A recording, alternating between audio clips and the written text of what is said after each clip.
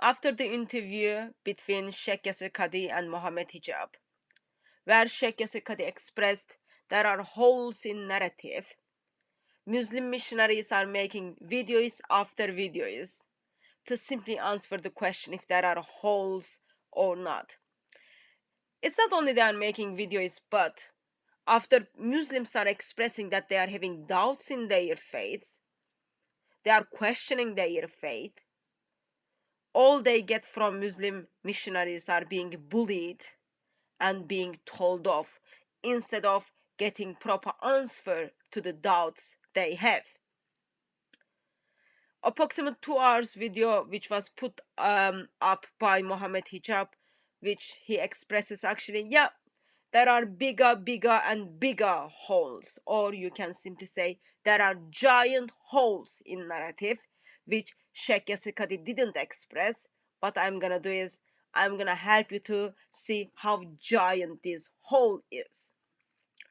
As he expressed that in 2 hours teaching, let's just do a little bit fact check to see if he even bothered to do any homework, especially for those Muslims who are doubting about their faith, especially for those Muslims who are living Islam, which Mohammed Hijab simply calls them fools.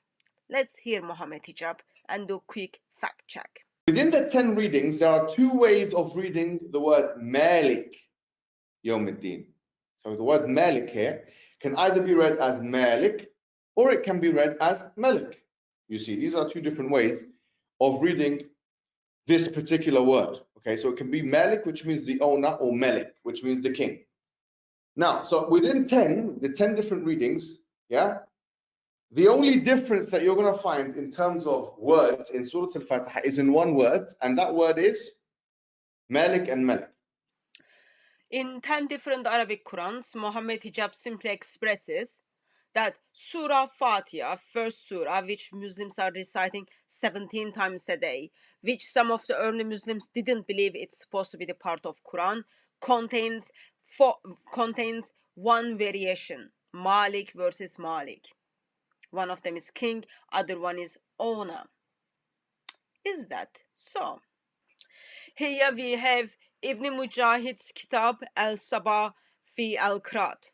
He looks at 7 different Arabic Qurans and then he talks about the variations in his book. Please come with me to page 705.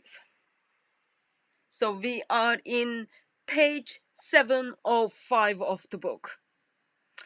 And if you can see in here, okay, author kind of tells you there are actually 4 variations. There are 4 variations in Surah 1, in Surah Fatiha. And those of you who read Arabic, I'm sure you already recognize this. And Surah Fatiha is already like a surah which is very much well known by Muslims. If you don't know Surah Fatiha, you are not even Muslim.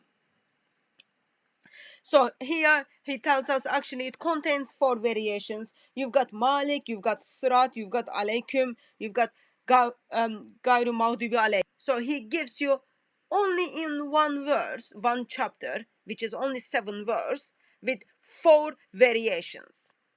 Yet, yes, it has 4 variations according to Muslims.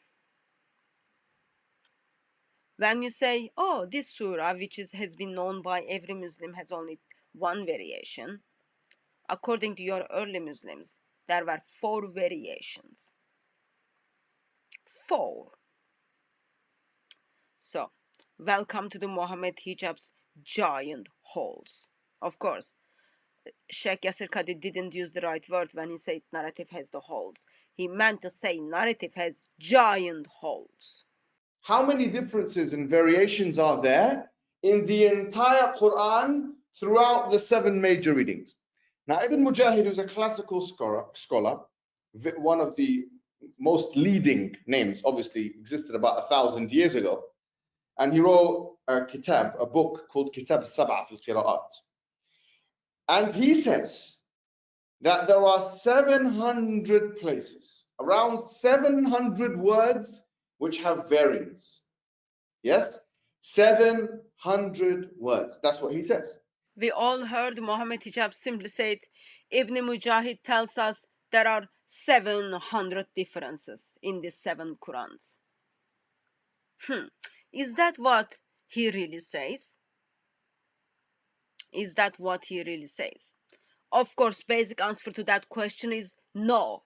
But since Mohammed Hijab wants to put up giant hole, let's see where he went to bring up these 700 variations. So Mohammed Hijab went to yakininstitutions.org, which article was put together after Sheikh Yasir Qadi expressed that there are the holes in narrative. Yakın institution decided to fix this. And in 1st July, they put this article titled Origins of the Ahruf and Qiraat. In that article, which is only like, I think just over 30 pages, with the footnotes, it's just over 40 pages. Summary of everything, not very well written, but like, it's okay. In this article, there is a footnote, okay? And you can see this exactly the same footnote. You can see exactly the same footnote on Mohammed Hijab's PowerPoint. Copy and paste. Very, very bad. Copy and paste. In here it says 703 places there are the differences are being listed. Okay? It says for these numbers, please see the Yasin Dutun's work. But we didn't get to hear that from Mohammed Hijab. Mohammed Hijab simply said, Ibn Mujahid tells us there are 703 variations. He doesn't even say, oh, according to Yakın institution or according to Yasin Dutun. Let me just express. It's not about the numbers in this occasion. It is about how Muslims are trying to put giant holes and how they are still screaming at Muslims, bullying Muslims, yet they are turning up their teachings without homework, copy and paste based work. So it is not very difficult to get access to book, which we already looked at. Little bit of book regarding the Surah 1. So once you go to the book again, so this list is in page 705 to page 778. Page 705 to page 778. So as you look at the book, okay, you get to see variations after variations, which has been listed. This surah contains this many variations. This surah contains this many variations. Remember, this is only for 7 different Arabic Qurans. Yet, according to Mohammed Hijab, there are 10 different Arabic Qurans, and those different Arabic Qurans are way to access to the Quran. So, once you go to the list which has been put together in the index from page 705 to 778, so here is the work for you, simply put together. Surah Fatiha contains 4 variations, Surah Kahf contains 110 variations, and then it goes on and on and on and on and on and on and on and on, and all together at the end, we have, see the number here, 1247 variations. Just simply go and edit the numbers to one another. Yet, according to Mohammed Hijab, which he copy and paste without even checking and counting them, he come just over 700. It doesn't matter actually how many. Even one variation destroys the argument. It's all around the world. It's exactly the same, dot by dot, letter by letter. It has never been changed. It has never been edited or altered.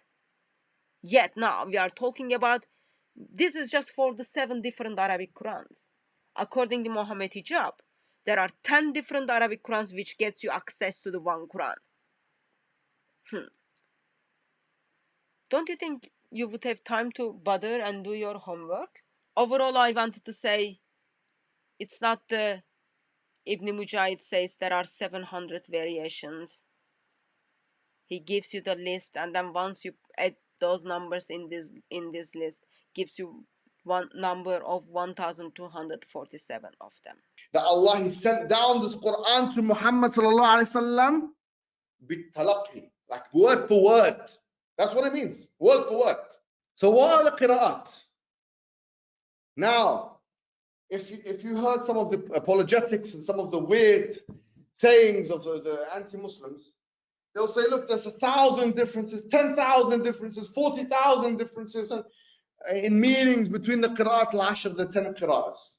I've even actually seen some Orientalists use this kind of argumentation in lectures.